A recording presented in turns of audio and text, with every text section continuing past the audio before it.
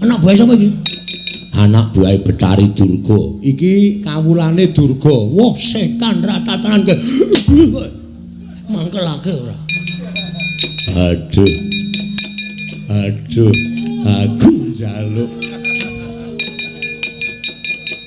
Aku njaluk urip Semar. Aku njaluk urip aduh. Kowe iki ngopo? Kowe iki ngopo ora tak kabak-kabake? Aduh mati aku. Aduh Semar. Iya tak nehi urip Jaramaya, tak nehi urip. Aduh. Bagong kowe tak tuthuk ndasmu lho. Iki wis ora iso apa-apa iki ora sato kapak-kapake. Iki pancen tumbak cucukan iki. Aku kira ngapa-ngapa ya, Mer.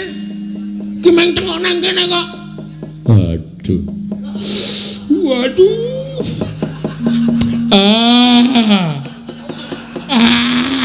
Bagong, lah we iki jan wis iki tumbak cuk. Ki tanganku nang dhuwur wis lho. Ora ngapa-ngapa. Aduh.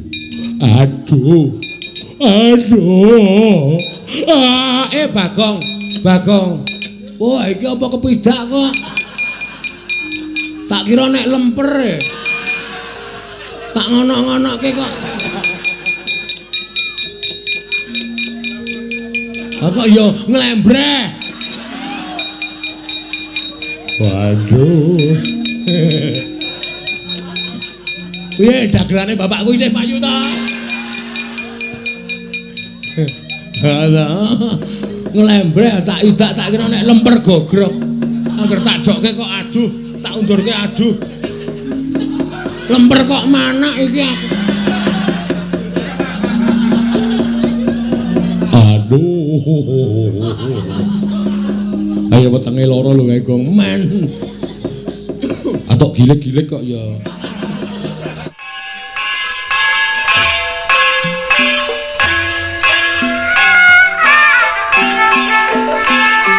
Al-Fatihah Ujuk Kiseno Nugroho. Bismillah. Ning pasewakan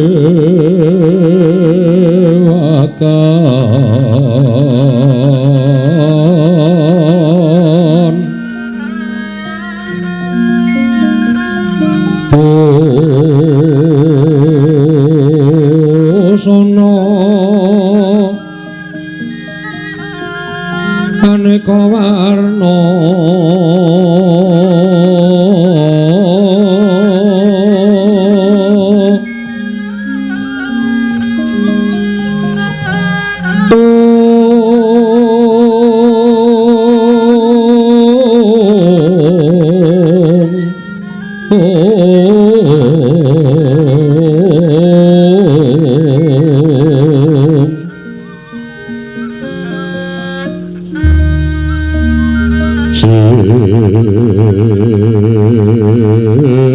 Pak Puspiteng Udana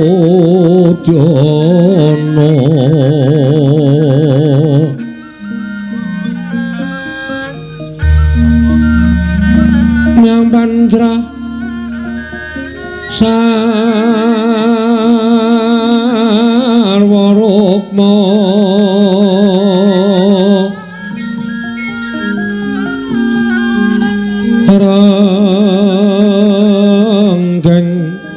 Manik Nara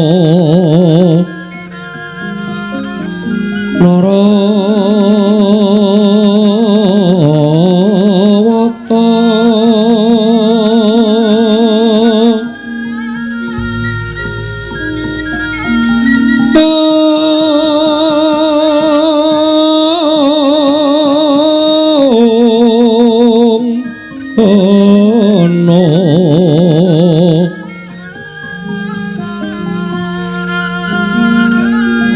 Prabanyo kang merat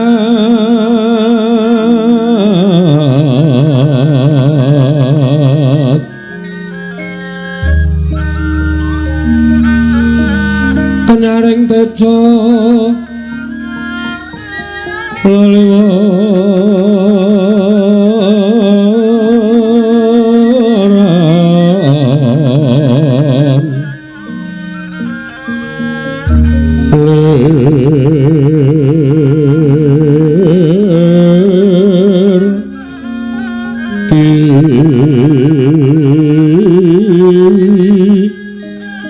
Sisiring tadi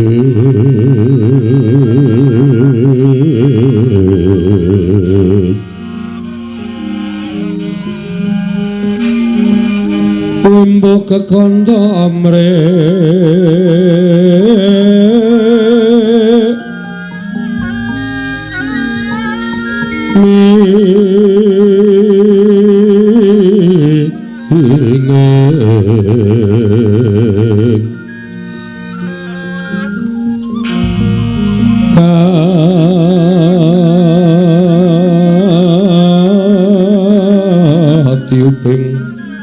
Maruto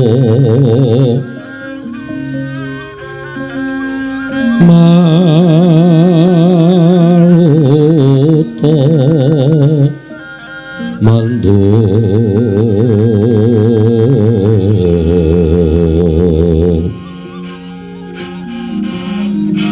Saparan mangambar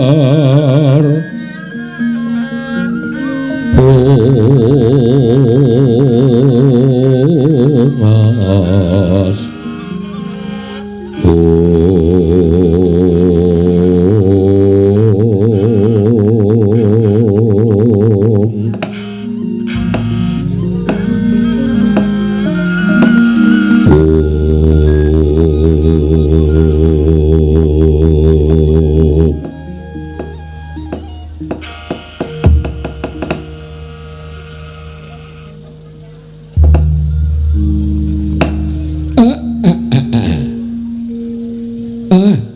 kekugek sak dulita anakku sing tak tresnani anak-anakku Nala Gareng Petruk apa dene kowe Bagong sowan ngersaning Bapak Padhararja sak praptamu boleh pangestunipun Rama tansah pinanganing kawidadan niring sambikala sawanipun ingkang putra Pambayun inggih menika pun Nala Gareng kepareng kula ngaturaken sembah pangabekti kula kunjuk Rama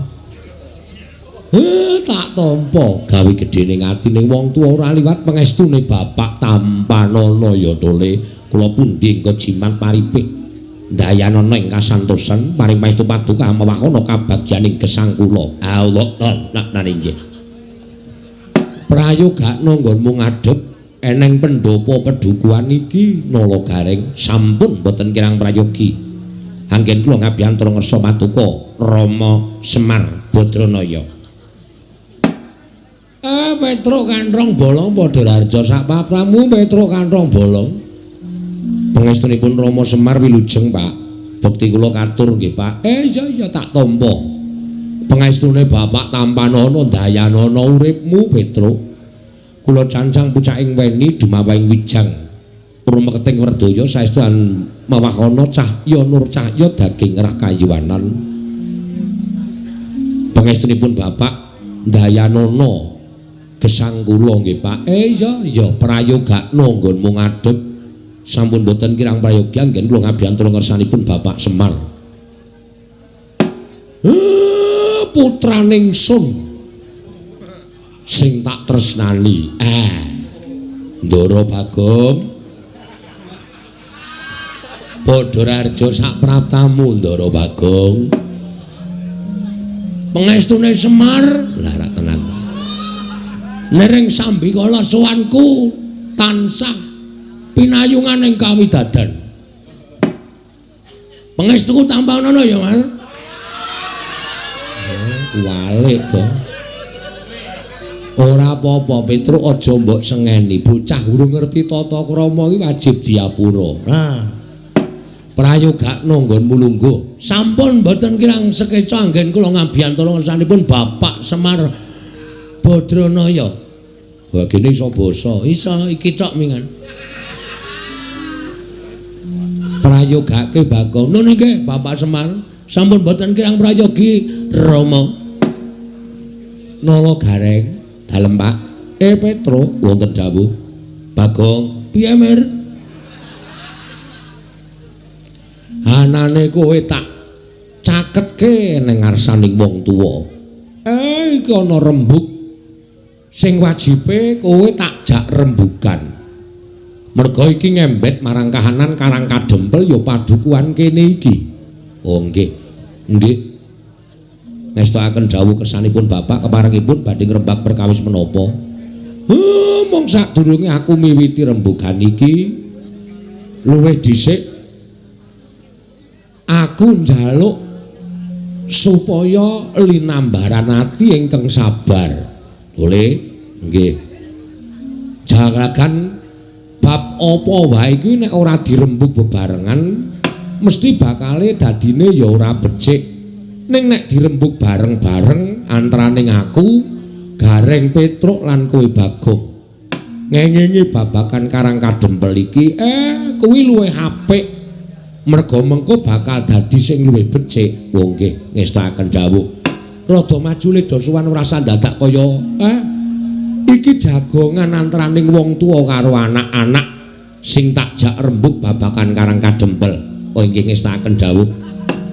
Nyun ngapunten lho Pak Radi Majeng anggen kula sowan. Ora apa-apa, ora apa-apa. Nyun ngapunten Pak Radi Majeng anggen kula sowan. Nyun ngapunten Pak Radi Majeng anggen kula sowan. Iya cah telu tak keparengake gage wis. Kene ndang cekat-ceket Nala Gareng Petruk lan kowe Bagong. Handra ingkang Puswita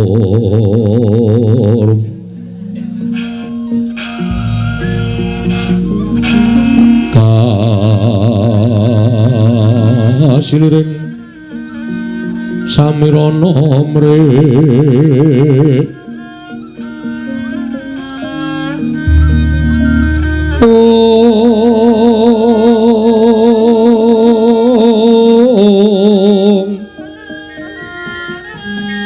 sekar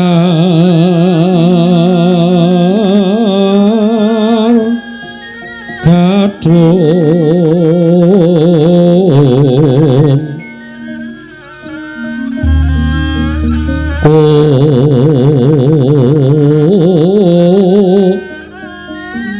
ngas kandanyo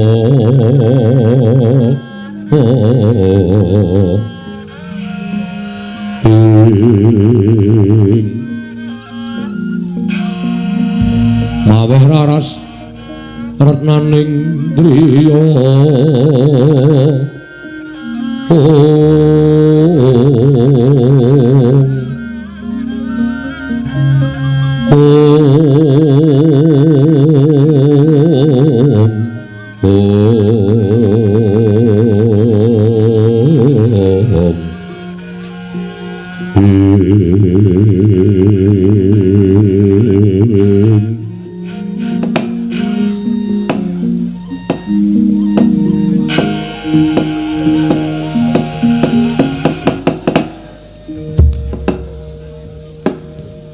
Nala Gareng Petruk lan kowe Bagong. Nggih dalem Pak. Nggih Pak dalem. Aku mau wis matur. Aku mau wis kandha nek iki ngrembug babakan Karang Kadempel. Tole nadyan Karang Kadempel kuwi mung wujud pedukuhan. Ning Semar kuwi pinercaya minangka dadi pamomonging para Pandhawa. Ning Karang Kadempel kene lenggah bapakmu ya aku sing pancen dipercaya dening para Pandhawa minangka dadi pamomonging para Pandhawa satriya-satriya ngambek sadu budi ateteken ati suci pepayung budi rahayu. Ngono nggih. Ning iki ora ana gandeng cenenge karo Pandhawa. Iki magepokan karo Karang Kadempel. Wis suwe aku ora tetinju marang pedukuhan kiwa tengenku. Sak kiwa tengening Karang Kadempel. Lah kok jebul Semar ki le turu wis kesuwen. Tegesipun kados pundi, Pak? Semar le turu le kesuwen, Semar le meneng ki wis kesuwen. Mula ora aneh nek kahanan Karang Kadempel rada kalah karo kahanan Pedukuhan kiwa tengene. Kabeh wis sarwa becik, kabeh wis sarwa apik. Lah nek kene sing dinggone Semar kok malah ora ndang cancut Taliwondo dandan perkara Pedukuhane awake dhewe. Nggih. Mongko Karang Kadempel kuwi duwe sawijining papan sing iso dibanggake. Duwe sawijining papan sing iso dienggo ngangkat marang jenenging padukuhan, ya jenenging padukuhan, ya jenenging kawula sak padukuhan. Mula papan sing becik-becik sing mapan ana ing Karang Kadempel ki ayo padha digula wentah ingkang sak apik-apike kanthi gotong royong manunggal tetunggalan. Ora ana wong sing terus mak clingkrik kepenak kuwi ora ana. Ning kabeh mau diwiwiti saka ngisor. Lho. Saka rekoso dhisik, mengko nek wis rekoso mesti bakal nampa kepenake. Percaya Gusti Maha Adil. Gusti ora bakal sare yen to nyumurupe titahe sing padha budidaya.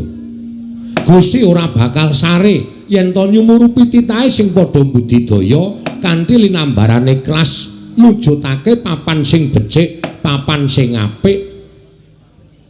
Wong nyatane nek upama dadi apik, Karang Kadempel kuwi sing ngrasake ora mung Semar tok, ning wong sak Karang Kadempel ya melu ngrasake luwe-luwe papan sing becik, papan sing apik sing iso ngrawuhake para kawula liyan Pedukuhan, luwe-luwe liyan praja padha tekan kene ayo padha digarap ing sak becik-becike. Kanthi cara mengkono padukuhane bakal kondang kawenang-wenang, luwe-luwe kawulane penguripane mesti bakal mundhak.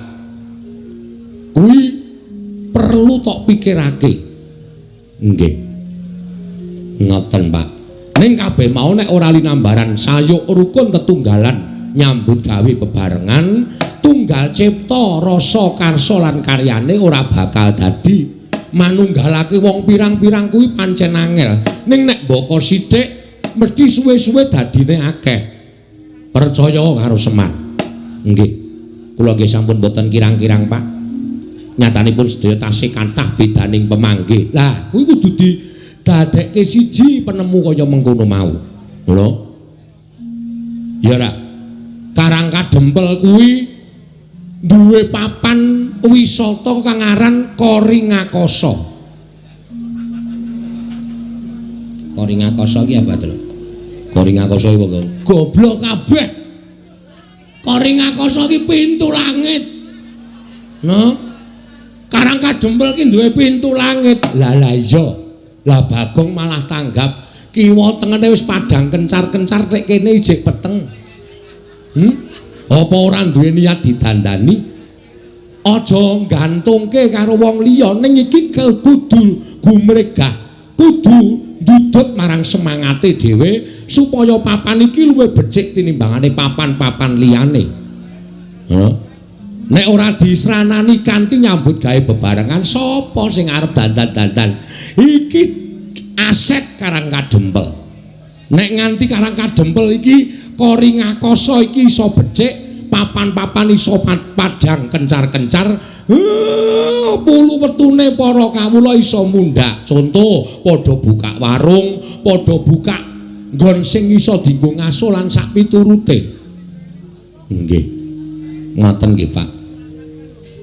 Kula kinten kok cocok napa sing ngendikake Bapak.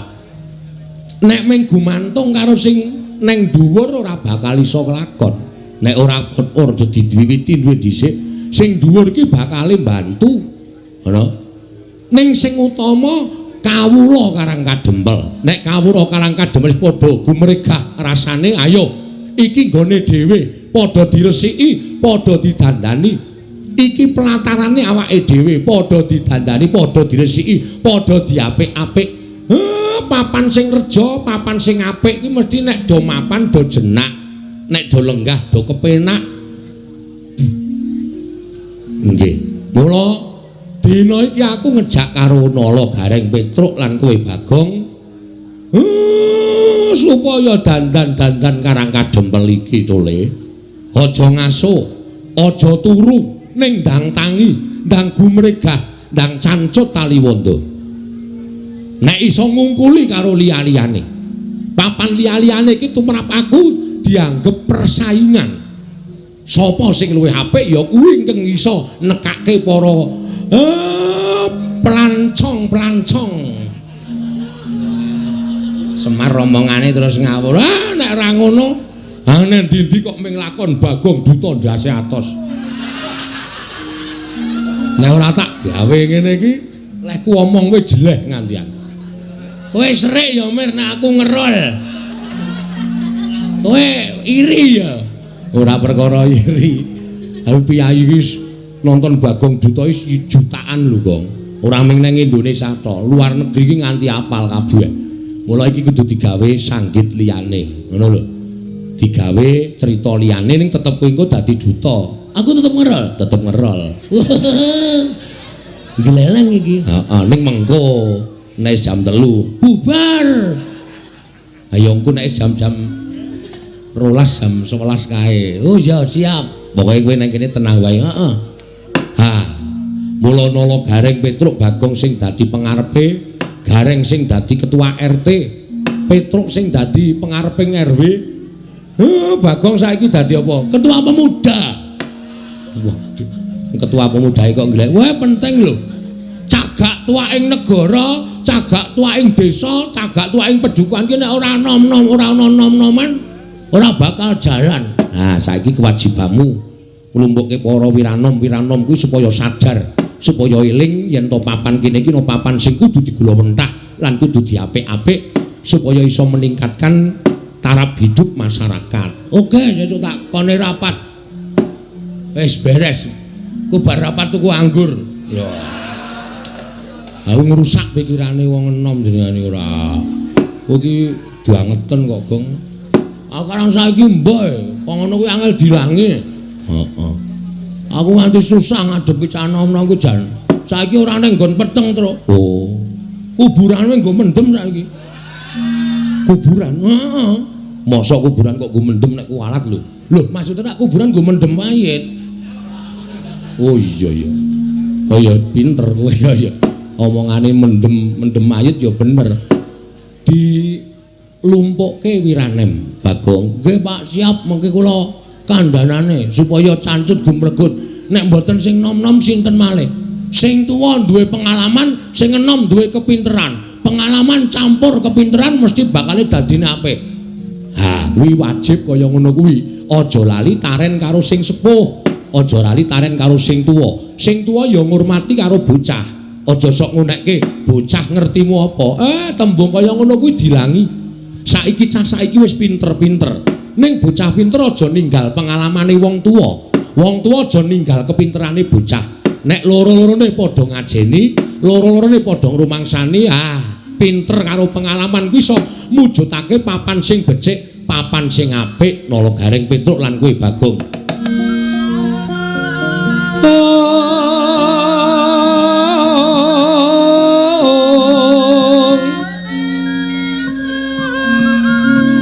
Ngacomaken astanira kalih astanira kalih pisan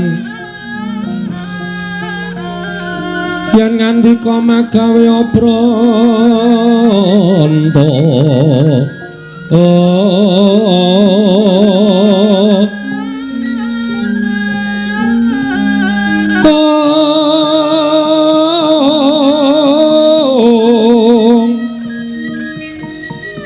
yen ngandika magawe obranta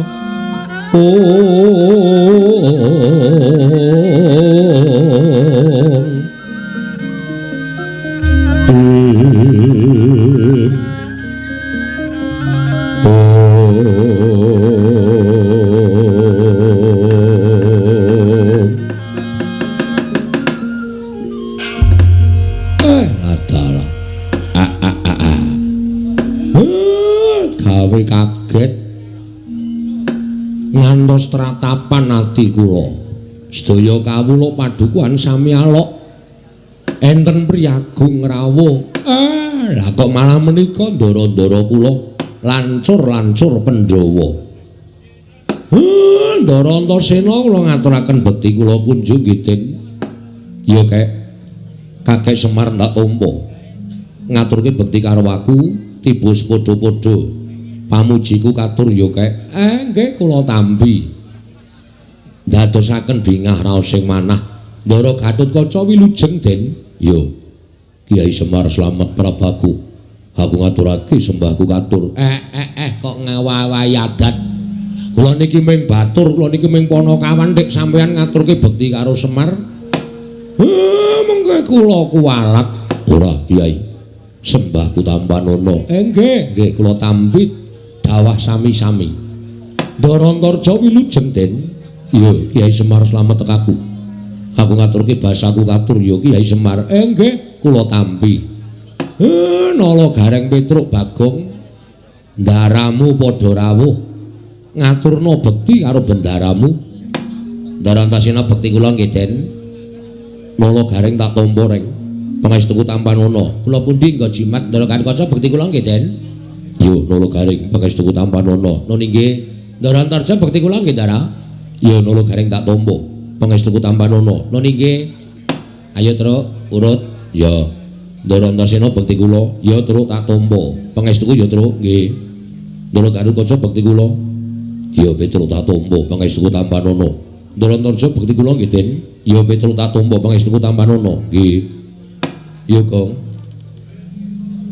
Sing ngarep sapa? Antasena. Ndara Antasena bekti kula konco nggih Ndara. Ya Bagong tak tampa. Wah, katon sumringah raimu. Calon dadi duta. Oh iya. Duta nendi? Dereng ngerti. Teng pundi niki mengke? Iya. Bekti kula nggih Den. Ya, Bagong tak tampa pangestuku Tampanono ya Bagong. Nun nggih sangat angel kawula mlindadosaken jimat paripe. Karada bindeng kowe. Pilek e. Oh iya. Ndara Gatotkaca bekti kula nggih Den. Ya Bagong tak tampa pangestuku Tampanono. Nun nggih sangat anggen kawula mindu. Mundi. Apa? Mundi. Kuwalik. Mundi ndadosaken jimat. Sing mburi kae mboten Antarja kuwi ora apal rondarane kok ora apal to. Ora tau kepethuk. Ora tau ngekeki apa-apa barang. Ndara Antarja. Kae mbarepe Ndara Werkudara. Walah. Mbarepe Ndara Werkudara to? Heeh. Ndara Antarja bekti kula konjo nggih Den. Ya Bagong tak tampa pangestuku Tampanono ya Bagong. Nun nggih sanget anggen kawula ndadosaken jimat. Sasampunipun lenggah ingkang sekeca menapa wigatosipun kuwi bapak wae, bapak. Bapak sing di kewajiban kuwi rasa dadak omong. Den matur nuwun. Dene sampeyan penuruti napa sing dadi penjaluk kula. Kaget rasaku kayak nalika semono aku nampa nawala saka Kakek Semar. Londene surasaning nawala Kakek Semar nyuwun dawuh kelawan aku supaya sowan nganti Kakang Gatot karo Kakang Antarja. Ora janjane iki arek eneng apa lan Kakek Semar kuwi duwe wigati apa? Janjane ming sepele ning kula niku nek mboten atur kali para pepundhen menika. Raos kula kok mboten kepenak. Arep duwe gawe apa? Kakek Semar. Kula niki duwe niat kalih anak-anak kula niku mbangun Karang Kadempel. Merga Karang Kadempel menika kathah papan-papan sing wajib entuk kawigaten saka kawula sak Karang Kadempel. Mila niat kula kalih para kawula sak Karang Kadempel kepengin mujudake papan menika kanthi sae lan ingkang saestu ngremenaken. Ning nuwun sewu gandeng kula niki wong sekeng, kula wong ora duwe. Kula niki wong sing urip kula niku mung cukupan.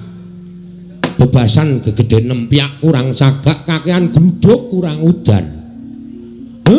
Mula kula ngrawuhaken sampeyan-sampeyan iku ingkang wigati mboten ketang kula niku diayeng-ayeng. Diparingi bantuan apa kemawon mboten kok kula ngemis njaluk brana picis mboten.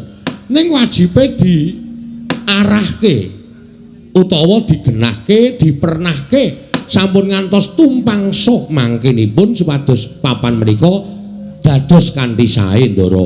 Oh, perkara ngono to. Nggih, nggih. Pokoke cekak gampange nyuwun dana. Saking Ndara-ndara Antarja, Ndara Garkaca, Ndara Antasena. Ora ya, Gong. Igu partikel kuwi luwih apik tinimbang dana.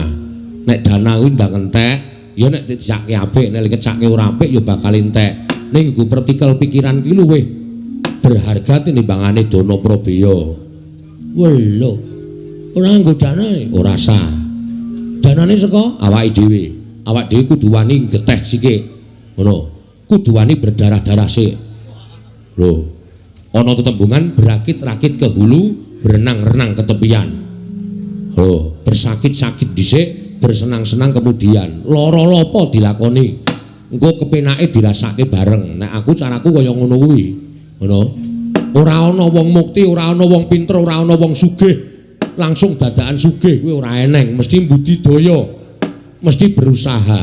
Biyen ya saka cilik, biyen ya saka sithik dadi akeh, saka cilik dadi gedhe. Ngono. Ora ana wong kok tiba-tiba nampa duit sak gepok terus dadi sugih kuwi ora ana. Upama ana, kuwi engko mlarate ya gampang. Ngono ya? Wong kepenak ki nek mak clingkrik tekan dhuwur kuwi engko tibane gampang, nek ora ngrekoso dhisik kuwi engko le medhun ya gampang. Ning nek direwangi ngrekoso, direwangi tapa brata, direwangi ngelih, direwangi prihatin, kuwi upama kelakon penjangkane bakale langgeng kuwi. Wong Jawa kepercayaane ngono kuwi. Ngono ya? Mula awak dhewe kudu wani dandani Karang Kadempel iki nganggo apa kabisane awake dhewe dipernahke karo ndara-ndara kuwi, mengko nek wis dadi awak dhewe kari ngenyam kepenake. Ngenyam kepenake kuwi ya ora terus kepenak langsung kepenak ora, mboko sithik. Yo, kaya wong dodol kae buka warung ya ora terus laris biuk. Nek terus laris biuk kuwi tegese mesti tangga teparo do ngrasani, wis kae ngingu-ingu lan sak piturute. Ning mboko sithik, nek masakane digawe enak, panganane digawe murah, tur ya ladeni kanthi senyum ramah. Ha engko pelanggane akeh terus dadi kepenak. Ngono ya, Tru? Ha iya, kuwi falsafah Jawa ora kena ditinggalke. Kudu diugemi tenan. Oh iya. Ha iya. Ha, milih saking menika, Ndara. Kula suwun sawetawis wekdal sampeyan mang lenggah sawetawis wonten ing Karang Kadempel. Mangke nek kula pun miwiti mbangun Karang Kadempel niki kalih para kawula sak padukuhan. Sampeyan sing wong pinter-pinter, sampeyan nom-noman sing pun ngenyam pamulangan, sampeyan sing piyai-piyai luhur, mestine anggene ngulir budi ngasah kadewasan benten kalian piyai utawa tiang-tiang saking padukuhan. Mang pernahke, mang toto, mang dunungke supaya apik tembe mburine Ndara. Ya, yen ming perkara kuwi aku sagu kek. Ora ming perkara mernahke. Yen perlu kowe tak dampingi sarta kowe tak amping-ampingi tak kancani nganti rampung ing pakaryanmu, Kyai Semar. Tan samar pamoring sukma sinukmaya. Sinumaya winayu wing asepi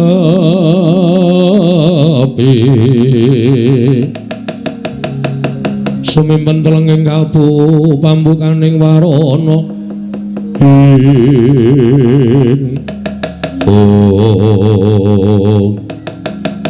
dereng ngantos paripurna Mbawacana kasaro praptaning nata ing Mandura Prabu Baladewa ingkang dumrajog tanpa larapan. Kyai Semar, aku sing prapta Kakang Semar aja kaget.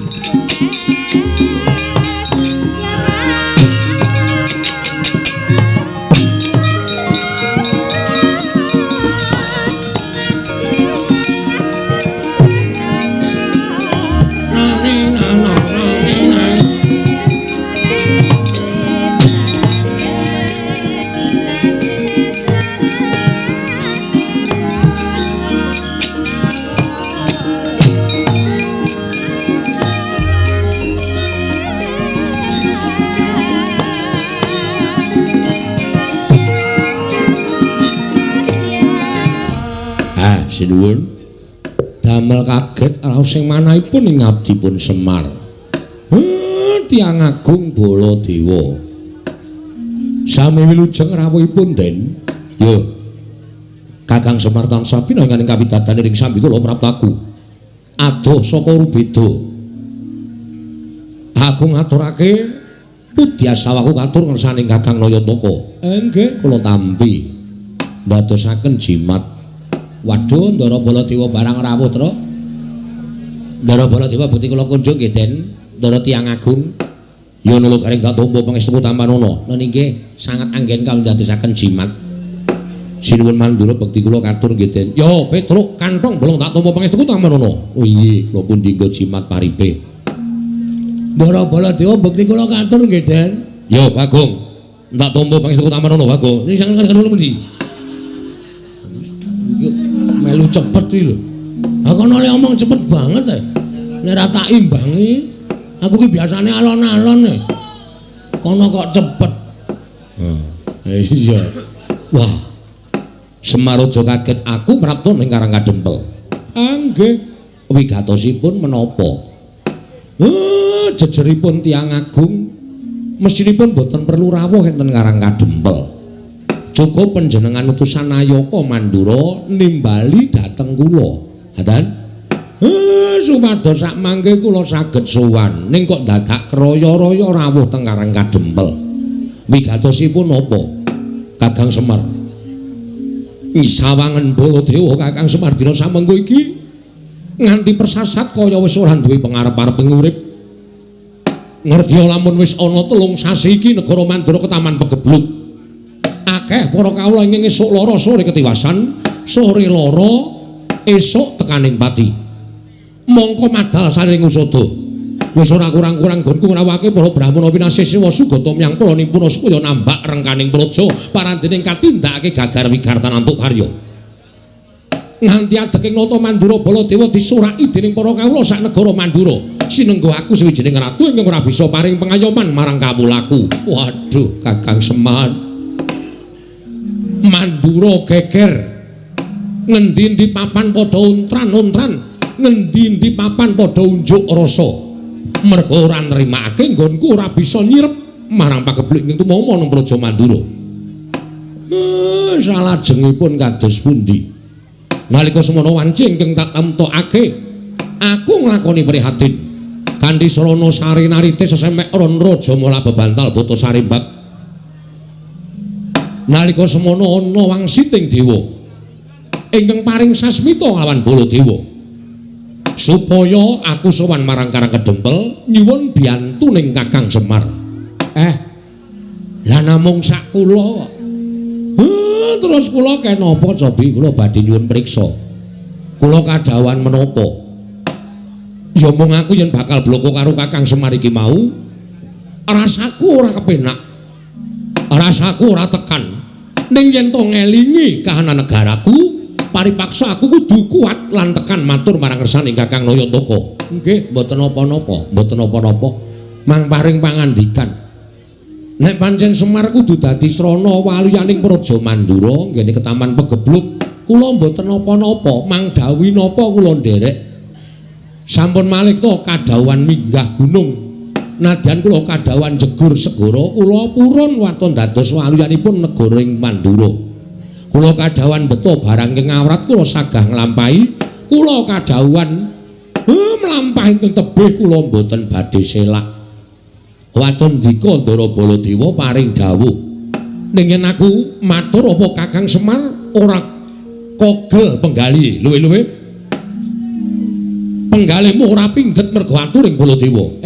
Den, kula niki nek upama ngrasake pinggeting ati, wis tatas runtang-ranting ati kula. Kula niku momong para Pandhawa ora pisan ora pindho digawe gela, kula ya ora apa-apa. Momong Ndara Janaka ora pisan ora pindho digawe kagol ati kula ya ora pingget, ati kula ya ora serik. Upama kula niku ngopeni rasa mangkel, ngopeni rasa sing pinggeteng ati, mbok menawa kula wis minggat saka Ngamarta. Kula wis wegah momong para Pandhawa. Ning gandeng tumrap Semar wong urip ing alam padhang menika, apik-apike wong urip niku nek linambaran sabar, tuwene ikhlas. Nadyan disebut niku gampang dilakoni angel. Ning apik-apike wong nek iso nglakoni watak sabar lan ikhlas niku dadi mantasaning menungso, dadi mustikaning titah. Mila monggo kula aturi paring dawuh Semar kapurih napa? Aja lara atimu aku tak matur marang saning Kyai Nayantaka. Nggih, mangendika mboten napa-napa. Wanter dawuhing dewa ingkang tak tampa. Nalika semono metu marganing pasumenan. Sasmita dumeling tan ana ing karna swara ingkang tanpa wujud ngandhakake yen to aku kudu iso mboyong marang Kakang Semar prapteng negara Mandura. Lah kersane nek mung diboyong kowe kula purun mawon. Terus sakniki kula memperjelaske mawon. Kersane napa? Napa Semar teng mriku ajeng ken ndongani? Napa Semar teng mriku ajeng ken ngabulke napa? Niku rak cethane dadi kula nggawa uba rampis saka omah menyan dupa lan sak piturute. Supaya mengke teng mriku mboten pripun-pripun, mboten golek-golek lan sak piturute. Kakang Semar. Kula. Wah, rasaku kok ora mentala. Ampun ngoten lho. Sampeyan nek mboten mentala ngiklaske patine kawula pirang-pirang saben dina mati, nyawa kawula Mandura ming perkara sampeyan mboten mentala sampeyan ngiklaske patine kawula sampeyan. Saya ala, saya elek kanalindran sampeyan, saya mboten prayoga cacating para kawula teng sampeyan li dadi nalindra. Kakang Semar, aku mboyong Semar putrane marang negara Mandura dawuhing dewa dina samengko Semar kudu dadi tumbal ana negara Mandura. Semar Putranaya.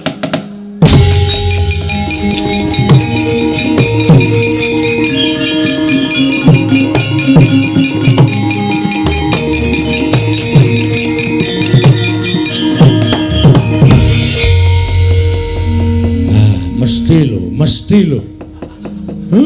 Kowe arep ngopo, Bagong? Kowe arep ngopo? Sik, Pak, meneng wae. Ora usah omong kowe. Iki nek ora sing nanggapi aku ora gayeng iki, Pak. Kowe sinuwun Mandura, wis ngerti. Aku wis apal. Iki ya bendaraku, ya pepundhenku. Kok cetha banget omongane. Semar, kowe atagon ning Mandura arep tanggo tambal. Ya sok kupinge. Apa Gong tambal? Tumbal. Hah? Tumbal. Tumbal apa tambal? Tumbal. Tumbal apa tambul? Tumbal. Tumbal? Saya nesu aku. Penyakit. Gugu karepe dhewe. Nek ora digenahke Petra iki mau aku basa apik-apik karo sampean. Nek barang digenahi karo Panakawan sing jenenge Petra, kakangku, nek Semar arep digawe ning negara Mandura nggo tumbal, wae lah. Kewanen kowe ling ngucap. Aku jane ora mentala, Bagong. Ning piye meneh, negara Mandura mbutuhake Semar. Semar ki menungsae, udu sapi. Semar ki menungsa. Bapak Semar ki menungsa tur dadi pengarepe Pedukuhan Karang Kajembel. Nah saniki kula tak takon karo sampean. Sampean entuk wangsit saka sapa? Saka dewa. Dewa ki cetha jenenge sapa? Bathara sapa? Wah, nek bab kuwi aku ora ngerti. Kuwi mung swara tok. Wah iso uga kuwi mung swara tip. Utawa wong jajal sound system. Aja kepenak kowe watoni wara. Kowe tapa merem to? Merem. Kowe le tapa ora ndelokke sapa-sapa to? Ora. Lah, kuwi kowe le tapa nang ndi? Ning Sanggar Pamelengan. Sanggar Pamelengan iki kiwa tengene ning omah ora? Ana. Lah aku mesti wong nyetel sound system. Udu swara dewa. Lah kok dadi kowe ngawur arep boyong karo Semar Gagabrangan namanya.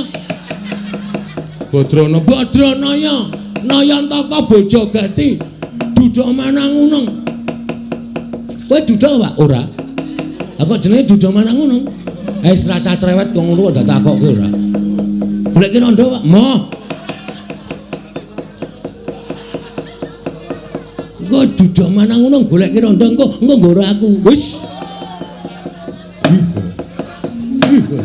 Bales senengane. Hah? Nek bapak arep digawa menyang ngendi mau? Negara Mandura jelas aku ora ikhlas. Nek tekan negara Mandura bapak kon ngopo lah? Sing liyane tumbal, ora masalah, gawanen bapak. Nggo ngene kene ya nggo apa? Nek bapak terus digone negara Mandura kok arep dienggo tumbal, berarti kan mung dipateni. Monggo dienggo tumbal ki tegese dipateni, ateges aku ora weruh bapak meneh. Aku kelangan bapak. Hah? Terus kowe tenang-tenang. Ngilangi nyawane Semar, terus kawulamu tentrem, terus kowe ayem nang kono tanpa memberi sedekah sedikit pun Anda pancen kowe nganggo tumbal Semar, tukunen kowe. Cedes iki. Meneng wae Pak nek payu larang kekke, Pak. Ora apa-apa, ya. Ya, Tra ya. Petruk setuju kok. Ora apa-apa ngono nek nyang-nyangane larang tak kekke. Ora apa mati wae malah penak lho Pak mangane kowe. Urip perkasa to, Pak? Waduh. Wedoni Semar. Hah? Aku sing ora trima.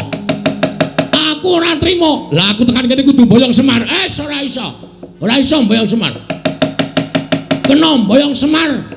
Waton kowe iso nglangkai batange Bagong. Kowe lah kewanen, Gong. Ndara Baladewa iki duwe pusaka ampul, Gong. Apa?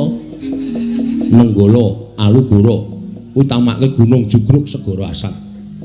Kowe duwe pusaka apa? Wah, kowe ora ngerti. Nek men tamake Gunung Jugruk aku duwe itu. Saya nek adem-adem ngene iki. Tak tamake Gunung Jugruk kabeh yakin apa? Gunung 10 wis to. Tamani Jugruk kabeh.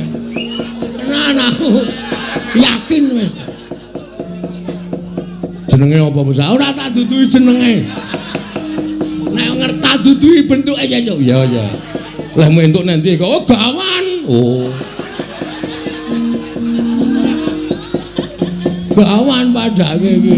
Ah, kowe tak tuk ngono mesti gru-gru ngiwonengen.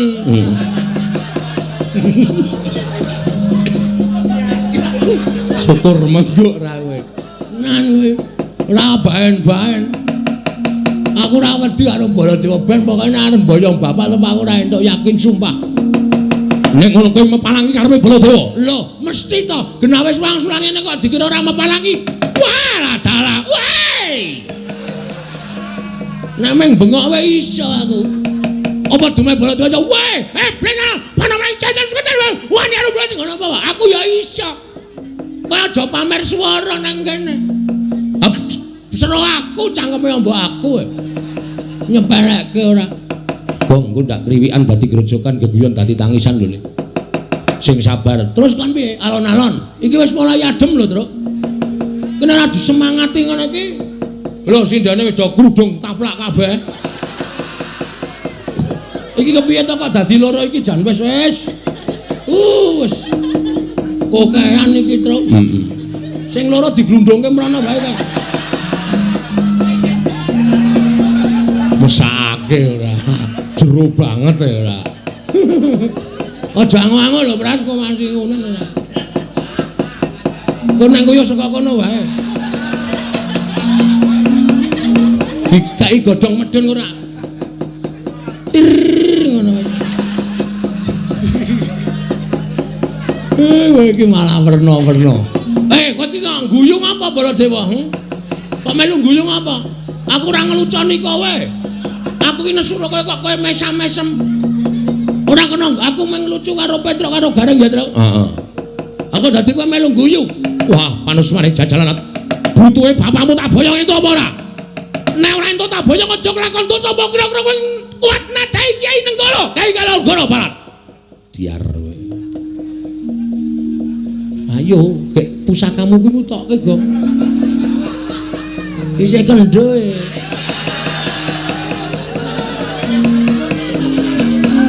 Burung tak empake. Jarene iso nggo nuthuk gunung. Ha iki nek ora dimatke ya nggo nuthuk ya ora jugrek. ping kaya wong keplok. Iya.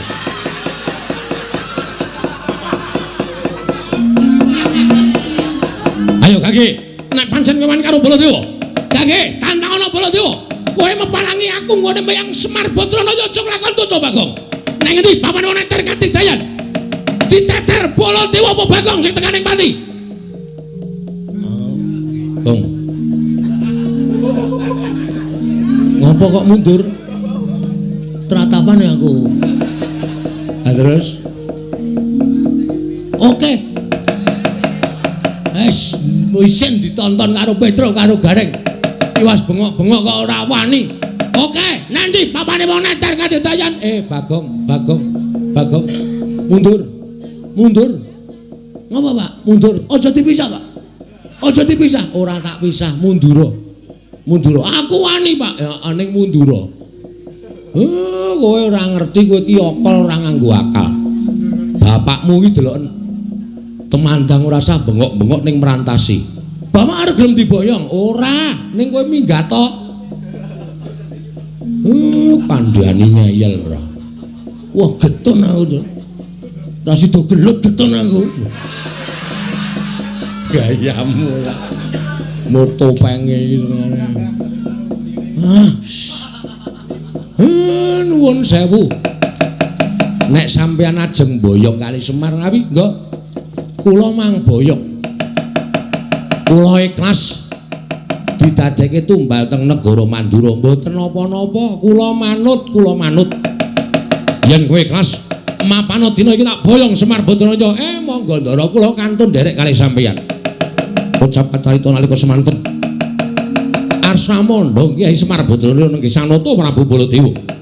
Eling-eling Semar pusaka bisa kandha jimat kang bisa ngucap kasinungan kadidayan linangkung bebasan Dewa Ngejawantah. Dupi arsa nggrayang Lurah Semar Badranaya kena dayaning Lurah Semar Badranaya dawah kalenggak nata Mandura.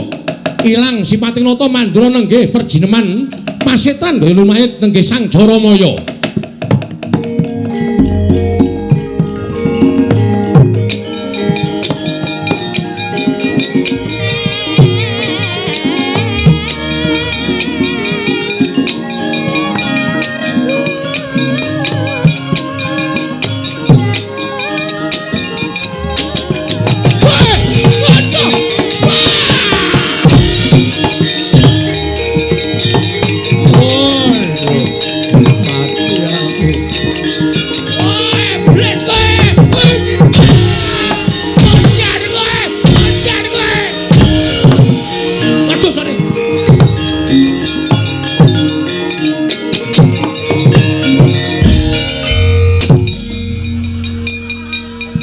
Ya ngawur to Gong, saking mempeng kowe. Cengele Semar kaya rai buta. Wah, gejlek sak kayang-kayange. Ngawur ora. Aduh, Kyai Semar kula nyuwun. Kula nyuwun gesang. Wah, sapa Pak? Jaramaya. Wah, Jaramaya ora. Anak buah sapa iki? Anak buah Betari Durga. Iki kawulane Durga. Wah, sekan ratatanan ke. Mangkelake ora. Aduh.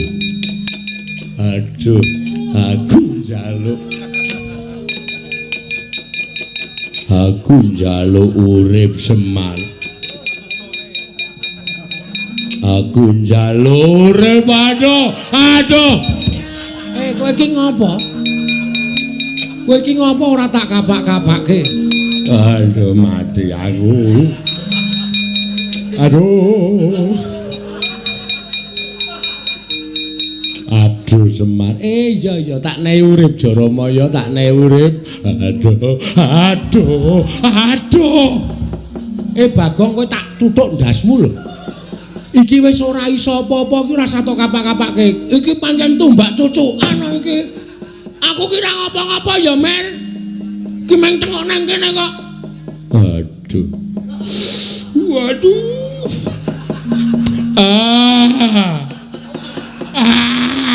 Bagong, lah we iki jan wis iki tumbak cuk. Ki tanganku nang dhuwur wis lho. Ora ngapa-ngapa. Aduh.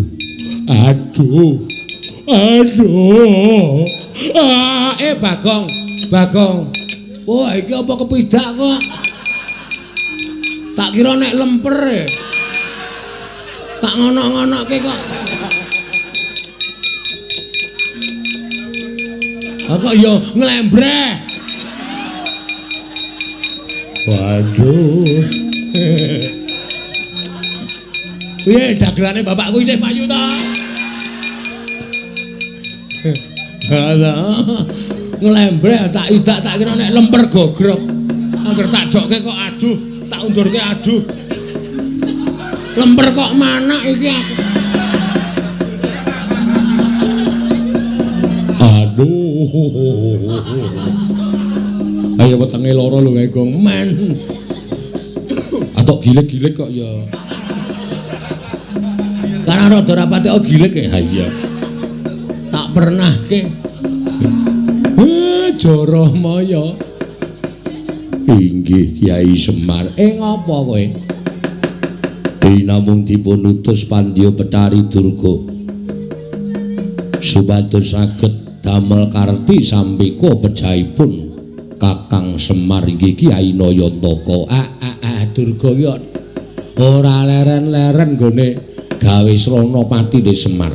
Lah saiki durgane nanti. Samenika para perjineman Baju Barat sampun ngramyang ngebaki Karang Kadempel. Wis ngramyang ngebaki Karang Kadempel. Inggih mila mekaten. Ayo kowe minggat to. Omong karo Durga. Nek isih ganggu Karang Kadempel, iki mengko aku sing bakal ngadepi. Nyuwun pamit Kyai Semar.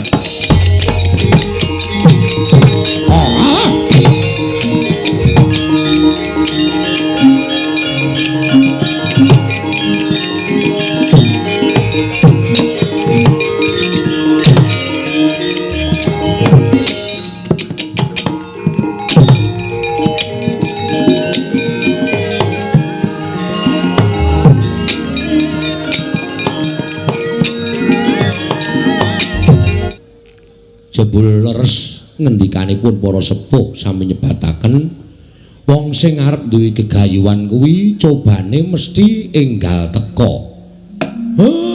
Jebul niki wau sinuwun Mandura ketoke blegere nata Mandura bareng kula sebda lah kok wujud Jaramaya matur nek Durga kali sak wadya balane pun ngramyang teng Karang Kadempel. Kuwi ladal. Lah terus sampean pun sagu bantu kula to. Mula perkara wadya balaning Betari Durga niki kula pasrahke sampeyan kalih anak-anak kula. Kula tak ngrantam sarta kula tak mikir napa sing kula butuhke. Mengke supaya anak-anak kula sing golek. Ngono kae. Nggih. Ya nek pancen kaya ngono aku kari manut. Wis tak rampungane karo Kakang Garukaca, Kakang Antarja. Ning ya aja lali, kakek ya tetep kudu melu ngawat-awati kelawan tandange putra-putra Pandhawa iki kae. Nggih, ampun kuwatir. Kula tansah ngampi-ngampingi kalih sampeyan. Nala Gareng Petruk Bagong, kowe krungu dhewe Karang Kadempel diancam karo balane Betari Durga. Mongko balane Betari Durga kuwi bala sing ora ketok, sing do ngati-ati. Mungsuhmu bangsaning jim setan priprayangan sing watake angkara budi candala. Kawula padha dikon supaya tata-tata samapta ing gati sawiga ing diri. Nala Garengmu benga pedukuhan kabeh lawange kon nginep dhuwure kon menehi janur. Kanthi carana kaya mengkono ora bakal di leboni karo bangsaning Betari Durga. Petruk karo Bagong ngulatana ndaramu nek ana apa-apa matur aku. Oh nggih Pak. Nggih pangestaken dawuh. Wis pepanggihan padukuhan iki dibubarake dhisik. Aku tak ketemu karo mbokmu. Tak jake itung-itung babakan garap kahanan Karang Kadempel. Oh nggih ngestaken dawuh. Karawitan Karang Kadempel kon ngiringi Bapak Semar. Oh nggih Pak. Wah jan. Kaya gendinge napa Pak? Gugur gunung. Ora wangun. Paling ora ya ladrang apa ketawang. Kuwi sing apik. Kuwi Tangerang. Ketawang kok Tangerang ora. Apa manut aku ki ora ngerti gerak aku ki isane ming pangkur. Aku ki isane ming pangkur nek liyane Petruk kuwi sing menguasai. Nggih. Santi Mulya mawon, Pak. Kuwi cocok kuwi. Santi kuwi aku cocok. Santi Mulya. Wis. Wis kono gek dunekke grombyang-grombyang. Aku ge tak mlebu, ndara-ndara kula pasrahke nggih, Den. Ya, kek nyuwun pangestu. Kyai Semar nyuwun pangestu. Kyai Semar nyuwun pangestu. Nggih ngatos-atos. Mugi-mugi lebda ing karya ndara. Purna gati ning pananggilan. Kyai Semar sumlebet madyaning pendhapi padukuhan katurunan saking Mandrawa. Sadaya para kawula padukuhan tansah ngrepekaken Kidung Suci Santi Mulya.